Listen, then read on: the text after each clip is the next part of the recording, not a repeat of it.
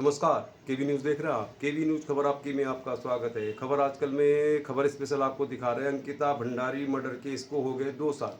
आज है 18 सितंबर और आज ही के दिन अंकिता भंडारी की हत्या हुई। और अंकिता भंडारी जो डोब श्रीकोट श्रीनगर की रहने वाली थी, अपने गरीब माता पिता का सहारा बनने के लिए एक छोटी सी नौकरी की तलाश में पहुंच गई ऋषिकेश के वनंतरा रिजॉर्ट में। और वनंतरा रिजॉर्ट में ही 20 दिन केवल नौकरी की उसने और पहले महीने की सैलरी भी नहीं ले पाई थी कि उसकी हत्या हो गई।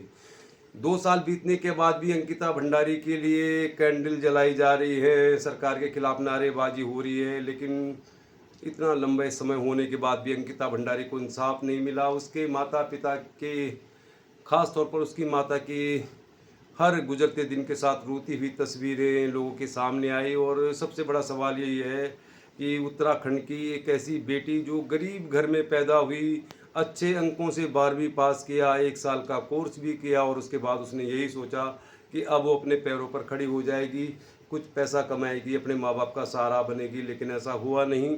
चलिए फिर सिलसिलेवार तरीके से आपको बताते हैं पहले कि अंकिता भंडारी के साथ वाकई हुआ क्या। जो अभी कोर्ट में केस चल रहा है उसके हिसाब से आपको बता रहे हैं, और जब केस में फैसला आ जाएगा तो आपको बहुत सारी ऐसी जानकारी हम शेयर करेंगे जो अभी हम आपके साथ शेयर नहीं कर सकते।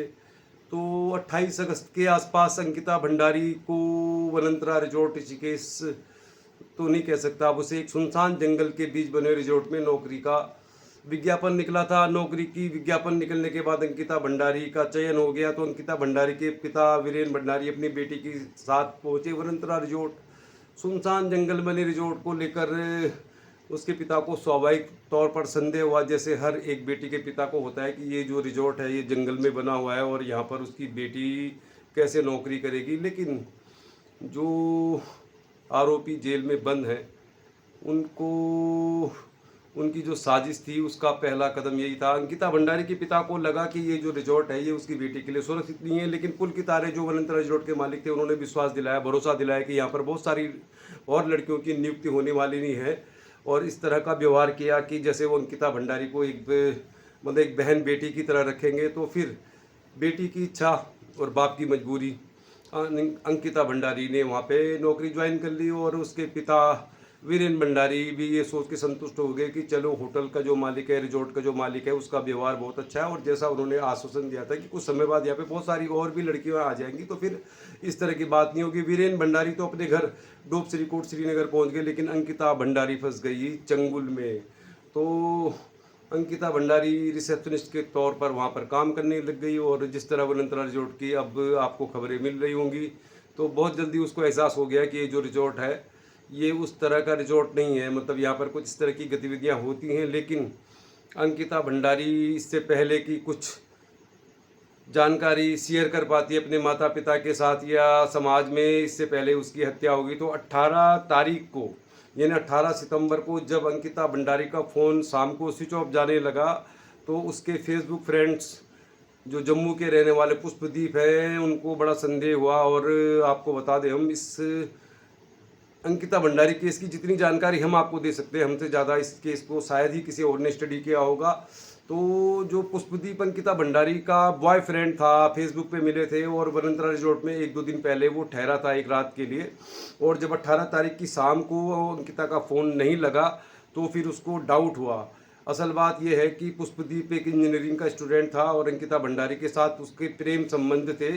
तो फिर पुष्पदीप ने सर्च किया पौड़ी के किसी पत्रकार को, क्योंकि वो जानता था कि अंकिता भंडारी डोब श्रीकोट पौड़ी की रहने वाली है। तो पौड़ी में जब किसी पत्रकार को उसने संपर्क किया किसी तरह से, तो बताया कि अंकिता भंडारी का फ़ोन नहीं लग रहा है। और पत्रकार को उसने बताया कि अंकिता भंडारी डोब श्रीकोट की रहने वाली है। तो फिर उस पत्रकार को मालूम था कि आशुतोष नेगी भी एक पत्रकार है, और उन्होंने आशुतोष नेगी को ये बात शेयर की कि भाई तुम्हारी एक मतलब रिश्तेदारी में कह लीजिए या जान पहचान वाली लड़की का फ़ोन स्विच ऑफ जा रहा है, उसकी गुमशुदगी है। तो फिर ये मामला सोशल मीडिया में आ गया। उसके बाद अंकिता भंडारी के पिता पहुँचे अपनी बेटी की जांच पड़ताल करने, उसको खोजने। तो फिर उन्होंने पटवारी को उसकी गुमशुदगी के बारे में रिपोर्ट लिखानी चाहिए। तो पटवारी जो वहाँ पर मौजूद थे राजस्व के, उन्होंने उनकी रिपोर्ट लिखने में आनाकानी कर दी। और धीरे धीरे ये पूरा जो मामला था सोशल मीडिया में वायरल होने लगा कि एक पौड़ी गढ़वाल की लड़की एक रिजॉर्ट से गायब हो गई है। और इसके बाद पुलकित आर्य ने पटवारी को एक गुमशुदगी की रिपोर्ट लिखा दी। और जब पुष्पदीप ने लगातार फ़ोन करके पूछा पुलकित आर्य को कि भाई अंकिता भंडारी का फ़ोन स्विच ऑफ क्यों जा रहा है, तो फिर टाल मटोल करते करते उन्होंने पुष्पदीप पर ही आरोप लगा दिया पुलकित आर्य ने कि तुम ही 2 दिन पहले रिजॉर्ट में आए थे और तुमने ही उसको गायब किया है। तो इस तरह का घटनाक्रम हुआ, बहुत संदेहास्पद था। और धीरे धीरे ये जो खबर है ये पूरे उत्तराखंड के लोगों में, पहाड़ के लोगों में फैलने लग गई कि पहाड़ की एक बेटी गायब है रिजॉर्ट से। और धरना प्रदर्शन शुरू हो गया, लोगों ने मांग करनी शुरू कर दी कि कहाँ है अंकिता भंडारी। फिर सरकार पर जो सामाजिक संगठनों का दबाव था, अंकिता भंडारी के पिता की रिपोर्ट तो लिखी नहीं गई, तो फिर ये मामला धीरे धीरे तूल पकड़ने लग गया और नेशनल मीडिया का भी इशू बन गया। और फिर इसको सरकार ने गंभीरता से लिया, पुलिस ने रिपोर्ट दर्ज कराई और 22 तारीख को तीनों जो आरोपी थे उनको पुलिस ने अपनी जांच के दायरे में लिया। तो 24 तारीख को अंकिता भंडारी की लाश मिल गई चीला बैराज में। और ये जो लाश मिली, ये तीनों आरोपी पुलकित आर्य, सौरभ भास्कर, अंकित गुप्ता की निशानदेही पर मिली। और ये मामला बिल्कुल गरमाने लगा और बात यहाँ तक पहुँच गई कि जब तीनों आरोपियों को लक्ष्मण झूला से कोटद्वार लाया जा रहा था तो वहाँ पर बहुत सारी जो भीड़ थी, उन्होंने तीनों आरोपियों पर हमला कर दिया, उनके कपड़े फाड़ दिए और बहुत सारी मारपीट भी हो गई। लेकिन तब तक कोटद्वार की पुलिस पहुंची और तीनों आरोपियों को गिरफ्तार कर ले गया। आज की तारीख में 2 साल बीतने के बाद भी तीनों आरोपी कोर्ट में जमानत की कई याचिकाएं लगा चुके हैं। पुलकित आर्य ने तो यहाँ तक कि पौड़ी में पहले वो जेल में थे, उसके बाद चमोली जेल में उन्होंने जेलर के साथ हाथापाई भी कर दी और फिर उनको अब अल्मोड़ा जेल में शिफ्ट कर दिया गया है। फिलहाल ये स्थिति है कि 2 साल बीतने के बाद अभी अंकिता भंडारी केस में फैसला नहीं आया है। लोग मोमबत्ती लेकर घूम रहे हैं और आज कोटद्वार में भी प्रदर्शन होना था, देहरादून में भी कुछ दिन पहले प्रदर्शन हुआ। अंकिता भंडारी की इंसाफ की लड़ाई आज भी जारी है। 2 साल बीतने के बाद भी अंकिता भंडारी को इंसाफ नहीं मिला है। तो चलिए सिलसिलेवार तरीके से आपको बताते हैं। फिर अंकिता भंडारी केस को लेकर सरकार को भी लगा कि इसमें बहुत बड़ा मुद्दा बनने जा रहा है, तो फिर तीनों आरोपियों को गिरफ्तार कर लिया गया और अंकिता भंडारी का पोस्टमार्टम कराया गया ऋषिकेश में और उसके बाद उसको श्रीनगर ले जाया गया। उसके शव को श्रीनगर में अंकिता भंडारी के माता पिता और उनके जो और लोग थे वो चाहते थे कि अंकिता भंडारी का दोबारा पोस्टमार्टम कराया जाए, लेकिन शाम को ही अंकिता भंडारी का अंतिम संस्कार कर दिया गया, जिसको लेकर आज भी अंकिता भंडारी के माता पिता नाराजगी जताते हैं कि शाम के वक्त किया गया अंतिम संस्कार, जबकि हिंदू रीति रिवाज के हिसाब से संस्कार जो है सुबह किया जाता है। खैर तो बहुत पुरानी बात होगी, 2 साल हो गए।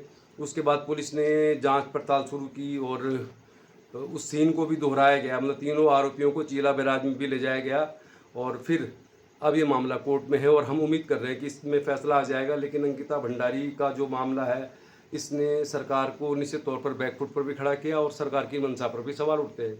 आज की तारीख में क्या सीन है पहले आपको बताते हैं और फिर सरकार पर सवाल क्यों उठ रहे हैं जो पूरी तरह से लाजिमी है उस पर हम बात करेंगे। लेकिन पहले आपको बताते हैं कि आज की तारीख में सीन क्या है। अंकिता भंडारी केस की सुनवाई कोर्ट में चल रही है और इस पूरी जाँच को जिन्होंने किया है, जो राजेंद्र सिंह खोलिया वो इंस्पेक्टर हैं, उनकी गवाही चल रही कोटद्वार कोर्ट में। और कोटद्वार कोर्ट में इस समय जो सीन है उसमें जो डिफेंस के वकील हैं, तीनों आरोपियों के जो वकील हैं अनुज पुंडीर, वो राजेंद्र सिंह खोलिया की जांच रिपोर्ट जो चार्जशीट जिसे कहते हैं उस पर बहस कर रहे हैं। और ज़्यादातर यही बहस हो रही है कि व्हाट्सअप चैट अंकिता भंडारी पुष्पदीप के बीच जो व्हाट्सअप चैट्स हुआ है और अंकिता भंडारी के अपने माता पिता के साथ जो बातचीत हुई है उसको लेकर ही पूरा फोकस है डिफेंस का। डिफेंस के वकील ये साबित करने की कोशिश कर रहे हैं कि अंकिता भंडारी के अपने बॉयफ्रेंड के साथ कुछ अच्छे रिश्ते नहीं थे, तनाव चल रहा था, माता पिता के साथ भी तनाव चल रहा था। इस बात पर ही डिफेंस फोकस कर रहा है, क्योंकि बाकी जो पूरा मामला है, पूरी जो चार्जशीट है उसमें साफ साफ तौर पर दिख रहा है कि अंकिता भंडारी को लेकर पुष्पदीप जो बॉयफ्रेंड है उन्होंने पूरी इसकी जानकारी दी है कोर्ट में। तो अंकिता भंडारी 18 तारीख की शाम को वनंतरा रिजॉर्ट से गई। पुलकित आर्य, सौरभ भास्कर, अंकित गुप्ता 2 स्कूटी मतलब 2 टू व्हीलर में लेकर उसको चीला बैराज ले गए और जब वो वापस लौटे तो फिर वो 3 ही थे। यानी अंकिता भंडारी का मर्डर 18 तारीख की शाम को हो चुका था। लेकिन इस मामले को मतलब आप कह सकते हैं कि साक्ष्य छुपाने के लिए, गुमराह करने के लिए पुलकित आर्य ने पटवारी के पास एक रिपोर्ट लिखा दी कि अंकिता भंडारी लापता है। और पुष्पदीप को भी उन्होंने यही कहा कि तुम 2 दिन पहले आए थे, तुम ही उसको भगा कर ले गए, तुम ही इसके लिए जिम्मेदार हो। चूँकि पुष्पदीप जो है वो इंजीनियरिंग का स्टूडेंट है, तो अंकिता भंडारी का फ़ोन स्विच ऑफ जाने के बाद वो लगातार इसको मॉनिटर कर रहा था और जिस तरह से टाल मटोल कर रहे थे पुलकित आर्य और उनके साथी, तो फिर पुष्पदीप ने इस पूरी जो घटना थी उसको रिकॉर्ड कर लिया और उनकी जो गवाही कोर्ट में हुई है तो काफ़ी अहम गवाही है। अब फैसला आ सकता है नवंबर लास्ट में, लेकिन अंकिता भंडारी केस में सवाल ही सवाल है। सरकार की मंशा पर बहुत सारे सवाल उठते हैं। अगर सरकार चाहती है अंकिता भंडारी को न्याय दिलाना तो इसकी जांच सीधे तौर पर सीबीआई से कर सकती थी सरकार, और सीबीआई अगर जांच करती तो फिर न लोगों को शक होता, न अंकिता भंडारी के माता पिता को शक होता, और न किसी को शक होता। लेकिन सरकार ने सीबीआई जांच के बजाय एक एसआईटी गठित की। एसआईटी ने एक चार्जशीट दाखिल की है कोर्ट में, जो मामला भी कोर्ट में लंबित है। लेकिन कोर्ट में भी अगर आप बात देखें तो कोर्ट में भी ये पूरा मुद्दा सवालों के घेरे में है, क्योंकि कोर्ट में क्या होता है कि जब किसी के साथ इस तरह की घटना होती तो सरकार एक अपना वकील नियुक्त करती है। तो सरकार ने जब यहाँ पर एक कोटद्वार कोर्ट में सरकारी वकील नियुक्त किया तो इसको लेकर भी हंगामा हो गया। मतलब कुल मिला के मामला पूरी तरह लगातार विवादों में रहा है। इसमें बहुत सारे ऐसे सवाल हैं जिनका जवाब आज तक सरकार नहीं दे पाई है। कुछ दिन पहले आज तक चैनल पर पुष्कर सिंह धामी जो मुख्यमंत्री हैं उनको 2 ही सवाल पूछे गए कि भी वीआईपी कौन था, वीआईपी का मामला क्यों नहीं सामने आ रहा, किस वीआईपी के लिए अंकिता भंडारी को एक्स्ट्रा सर्विस देने के लिए कहा जा रहा था, और फिर वलंतरा रिजॉर्ट को तोड़ा गया रेणु बिष्ट के द्वारा जो विधायक है यमकेश्वर की, तो उन पर कार्रवाई क्यों नहीं हुई। तो पुष्कर सिंह धामी शक पका गए, उन्होंने इस पर कोई गोलमोल ही जवाब दिया, साफ साफ जवाब नहीं दिया। और लोग भी यही जानना चाहते हैं कि जिस तरह से कोर्ट में अनुज पंडित जो आरोपियों के वकील है वो लगातार ये साबित करने की कोशिश कर रहे हैं कि अंकिता भंडारी की जो चैट्स है उनसे ये साबित होता है कि उसकी मानसिक स्थिति ठीक नहीं थी। तो फिर अंकिता भंडारी और पुष्पदीप के बीच जो व्हाट्सएप चैट्स हुए उसमें अंकिता भंडारी ने साफ तौर पर अपने बॉयफ्रेंड को कहा है कि उनको किसी वीआईपी के लिए एक्स्ट्रा सर्विस देने की बात की जा रही है। तो आज तक इस केस में वीआईपी के एंगल को नहीं रखा गया है, और वनंतरा रिजॉर्ट को जिस तरह से तोड़ा गया, जो कोर्ट में मामला है, मतलब कोर्ट में जेसीबी चालक ने साफ तौर पर स्पष्ट कहा है कि पहले एसडीएम का उनके लिए फ़ोन आया और उन्होंने वनंतरा रिजॉर्ट के गेट को तोड़ा। उसके बाद उनके लिए विधायक के पीए का फ़ोन आया और फिर पूरे वनंतरा रिजॉर्ट को तोड़ दिया गया। लेकिन इसको लेकर पुष्कर सिंह धामी जी ये कह रहे हैं कि भाई ये ऐसा कुछ मामला नहीं है। तो 2 सवाल तो सबसे बड़े यही हैं कि वीआईपी कौन था। अगर व्हाट्सएप चैट्स को लेकर कोर्ट में बहस चल रही तो व्हाट्सएप चैट्स में ही अंकिता भंडारी ने इस बात का जिक्र किया है कि उनको किसी वीआईपी के लिए एक्स्ट्रा सर्विस देने की बात की जा रही है, और वीआईपी का एंगल पुलिस की चार्जशीट में नहीं है। और शायद संभवतः जो विधायक हैं रेणु बिष्ट उनको गवाह बनाया गया है, उनको भी आज तक कोर्ट में नहीं बुलाया गया है। तो सरकार की मंशा पर तो सवाल ही सवाल उठते हैं, इसमें बहुत सारे सवाल हैं। और अंकिता भंडारी के माता पिता को मुख्यमंत्री ने वादा किया था कि डोब श्रीकोट में, श्रीनगर में जो नर्सिंग कॉलेज बना हुआ है वो डोब श्रीकोट के गांव की लोगों की भूमि पर ही बना हुआ है, दान दी हुई भूमि पर। और ये वादा किया गया था कि इस इंस्टीट्यूट का नाम, नर्सिंग इंस्टीट्यूट का नाम अंकिता भंडारी के नाम पर रखा जाएगा। आज तक नहीं रखा गया है, न तो सीबीआई जांच हुई, न वीआईपी का पता चल रहा है, और वनंतरा रिजॉर्ट को तोड़ने वाले विधायक के खिलाफ भी कोई कार्रवाई नहीं की गई है। तो ये मामला बड़ा संगीन है। कोर्ट में मामला आया तो कोर्ट में भी इसमें बहुत सारे विवाद हुए, इसको बताएंगे हम आपको। कोर्ट की ही कार्रवाई का हम आपको जिक्र करेंगे। 2 साल बीतने के बाद इंसाफ का इंतजार कर रहे हैं अंकिता भंडारी के माता पिता, तमाम लोग, उत्तराखंड के लोगों की भावनाओं से जुड़ा है मामला। और अंकिता भंडारी के मर्डर के बाद ही मूल निवास, भू कानून, इस तरह की तमाम बातें निकल कर आ रही हैं। हालांकि इस तरह की घटनाएं उसके बाद भी जारी हैं। अब चाहे वो सल्ट की घटना हो, चाहे वो नैनीताल की घटना हो, कोलकाता की घटना हो, बहुत सारी घटनाएं हुई हैं। लेकिन अंकिता भंडारी को इंसाफ का इंतजार है। तो हम आपको बताएंगे कोर्ट में सिलसिलेवार तरीके से क्या क्या हुआ। तो दरअसल बात सीबीआई जांच की या वीआईपी वाली नहीं है। जब कोर्ट में भी ये मामला आया तो इसको लेकर 100 सवाल हैं। दरअसल शुरुआत में ही इस केस को लेकर बहुत सारी कंट्रोवर्सी होगी, बहुत सारा विवाद हो गया, क्योंकि जितेंद्र रावत को सरकार ने सरकारी वकील किया, यानी कोर्ट में जो पीड़ित होता है उसको सरकार एक वकील मुहैया कराती है। और जब जितेंद्र रावत को इस केस में सरकार की ओर से वकील बनाया गया, यानी सरकारी वकील बनाया गया, यानी अंकिता भंडारी की ओर से कोर्ट में पैरवी करने के लिए जितेंद्र रावत जो कोटद्वार के वकील है उनको चुना गया। तो फिर यहाँ से बहुत बड़ा विवाद खड़ा हो गया। अब ये विवाद क्यों हुआ? अंकिता भंडारी के माता पिता और इस केस में मुख्य तौर पर इसकी मतलब जानकारी रख रहे आशुतोष नेगी को शुरू से ही जितेंद्र रावत की गतिविधियों पर शक था। लेकिन ये मामला तब तूल पकड़ने लग गया जब विवेक आर्य की गवाही हुई। यानी इस केस में सरकार की वकील का ये काम होता है कि जो गवाहों ने पुलिस में बयान दिया है और मजिस्ट्रेट के सामने बयान दिया है उसी बयान को कोर्ट में दोहराना होता है, क्योंकि पुलिस में दिए गए बयान की कोर्ट में अहमियत नहीं होती है। कोई भी गवाह कोर्ट में आकर ये कह देता है कि पुलिस ने उनको दबाव डाला इसलिए उन्होंने बयान दे दिया। इसीलिए ये ज़रूरी था इस केस में कि जो सरकारी वकील जितेंद्र रावत हैं, जो कोर्ट में जो पुलिस को बयान दिया है गवाहों ने और जो मजिस्ट्रेट के सामने बयान दिया है 164 का, उसी बयान को कोर्ट में दोहराना होता है। और अगर वो बयान दोहरा दिए जाते तो फिर ये जो चार्जशीट है इसके हिसाब से जो दोषी हैं, जिन पर जो धाराएं लगी हैं 302 मर्डर, अपहरण और साक्ष्य छुपाने की, तो वो साबित हो जाता। लेकिन सबसे बड़ा मोड़ इसमें तभी आया और तभी से लोगों को भी ये लगता है, आप सब लोगों को भी ये लगता है, इस कोर्ट की कार्रवाई को लेकर लोगों को निराशा जरूर है, लेकिन हमें उम्मीद है इंसाफ जरूर मिलेगा अंकिता भंडारी को। तो विवेक आर्य ने जो वनंतरा रिजॉर्ट के कर्मचारी थे, उनकी वजह से ये केस थोड़ा सा अंकिता भंडारी के पक्ष में मजबूत है, क्योंकि उनकी जो गवाही है उससे साबित होता है कि जो गुनाह हुआ है उसकी तस्दीक करते हैं वो सारे होटल के कर्मचारी। और विवेक आर्य इसमें एक अहम गवाह थे। दरअसल विवेक आर्य को अंकिता भंडारी ने बताया था कि उसके साथ उसको मतलब नशीला पदार्थ खिलाकर उसके साथ ऐसा लगता है कि दुष्कर्म हुआ है। और विवेक आर्य ने पुलिस में भी ये बयान दिया था, मजिस्ट्रेट में भी ये बयान दिया था, और इस बयान को उनको कोर्ट में दोहराना था कि अंकिता भंडारी के साथ रेप हुआ है। लेकिन विवेक आर्य के इस बयान को कोर्ट में दोहराने के लिए सरकारी वकील की मदद की ज़रूरत होती है। दरअसल कोर्ट में इस तरह का प्रेशर होता है कि कई सारे गवाह घबरा जाते हैं, बयान बदल देते हैं। तो जितेंद्र रावत ने विवेक आर्य का जो बयान दर्ज कराया उसमें बयान बदल गया, यानी कि जो बयान पुलिस को दिया गया, मजिस्ट्रेट को दिया गया और वो कोर्ट में दोहराया नहीं गया, मतलब वो रेप की कोशिश का बयान हो गया। तो इसीलिए जितेंद्र रावत को लेकर बहुत सारे सवाल उठे, कोर्ट में कंट्रोवर्सी हुई, कई दिनों तक कोर्ट की कार्रवाई स्थगित की गई और अंकिता भंडारी के माता पिता ने जितेंद्र रावत को बदलने की डीएम से दरख्वास्त की। काफ़ी लंबे समय तक कार्रवाई नहीं हो पाई और फिर इस केस में आए अवनीश नेगी। तो कुल मिला के जितेंद्र रावत की जो कोर्ट में दलीलें थी, कोर्ट में जिस तरह उन्होंने अपनी भूमिका को सही नहीं निभाया, तो वो भी सवालों के घेरे में आ गए। और अवनीश नेगी के आने के बाद अंकिता भंडारी के माता पिता की शिकायत खत्म हो गई।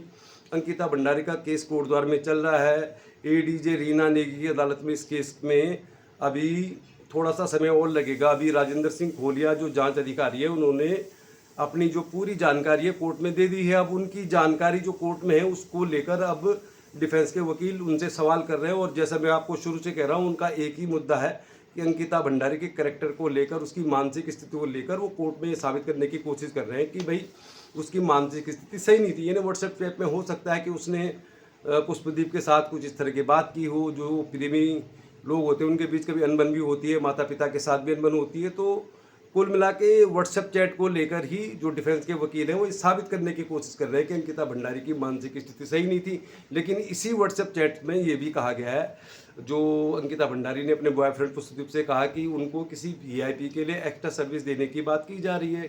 तो न तो इसमें वीआईपी का एंगल जुड़ा हुआ है, और जेसीबी चालक ने साफ तौर पर कहा है कि भाई उनको विधायक के पीए ने फ़ोन किया, इसीलिए उन्होंने वनंतरा रिजॉर्ट को तोड़ा है। तो कुल मिला के सवालों के घेरे में भी सरकार है, सवाल ही सवाल है, मलाल ही मलाल है। अंकिता भंडारी को इंसाफ कब तक मिलेगा इसको लेकर साफ तौर पर नहीं कह सकते, लेकिन कोर्ट की कार्रवाई में बहुत सारे जो गैर जरूरी गवाह हैं उनको हटा दिया गया है।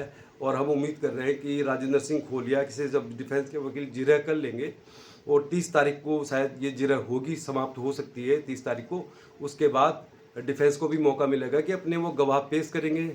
फिर तीनों आरोपियों के बयान होंगे, अंकिता भंडारी के माता पिता के भी बयान होंगे। और उम्मीद कर रहे हैं कि नवंबर आखिरी तक और ज़्यादा से ज़्यादा दिसंबर तक अंकिता भंडारी केस में कोटद्वार न्यायालय से फैसला आ जाएगा। फिलहाल पुलिस की चार्जशीट में वीआईपी का एंगल जरूर नहीं है, लेकिन फिर भी चार्जशीट काफ़ी स्ट्रॉन्ग है, क्योंकि 4 लोग गए थे चीला बैराज में 2 टू व्हीलर में, और जब वो वापस आए तो 3 ही थे। तो साफ तौर पर ये साबित होता है कि जब 4 लोग गए थे 3 ही आए, तो इसका मतलब अंकिता भंडारी मर्डर केस में इन तीनों लोगों का पूरा ये आरोपी है। इसको पुलिस ने अपनी चार्जशीट में भी साबित किया है। तो बहुत सारे गवाह हैं, बहुत सारी जानकारी है, चाहे आप इसको फॉरेंसिक जांच को ले लें, डॉक्टरों की मेडिकल रिपोर्ट में जिस तरह से कहा गया कि अंकिता भंडारी की मतलब अंकिता भंडारी की मौत से पहले उसके साथ मतलब कुछ उसके शरीर पर चोट के निशाने हाथापाई हुई है। तो बहुत सारी चीज़ें हैं, सीसीटीवी फुटेज है, मेडिकल की जो जांच है, और वनंतरा रिजॉर्ट के जो खास तौर पर कर्मचारी थे उनके जो बयान है, उनसे साबित होता है कि इस मामले में तीनों आरोपी हैं। और पुलिस ने भी तीनों ही आरोपियों को हत्या का, साक्ष्य छुपाने का और अपहरण करने का आरोपी बनाया है। हालांकि अंकिता भंडारी के परिजन और सरकारी वकील जो अवनीश नेगी वो ये चाहते थे इसको एक मतलब सुनियोजित मर्डर का इसमें धारा जोड़ी जाए, जो अभी तक जुड़ी नहीं है और सीबीआई जांच भी नहीं हुई है। हालांकि पुलकित आर्य 2-3 बार जमानत याचिका लगा चुके हैं, सौरभ भास्कर भी जमानत याचिका लगा चुके हैं, लेकिन अंकिता भंडारी फंस गई थी आरोपी के चंगिल में।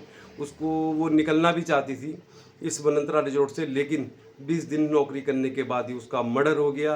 अंकिता भंडारी को इंसाफ की दरकार है, उसके परिजनों को, पूरे उत्तराखंड के लोग चाहते हैं कि आरोपियों को सख्त से सख्त सज़ा मिले और हम ही मान के चल रहे कि नवंबर लास्ट तक या दिसंबर तक इस केस में फैसला आ जाएगा। चलिए फिर हमारी विनम्र श्रद्धांजलि, इस केस से जुड़ी हुई सारी अपडेट हमारे चैनल में अवेलेबल है। अगर आपने अभी हमारा चैनल ज्वाइन किया है तो आप थोड़ा पीछे जाएंगे तो पूरी जानकारी मिल जाएगी और हम आपको इसके की पूरी जानकारी देंगे। चलिए फिर कल मिलेंगे किसी और खबर के साथ। विनम्र श्रद्धांजलि अंकिता भंडारी को, उम्मीद करते हैं जल्दी मिलेगा इंसाफ।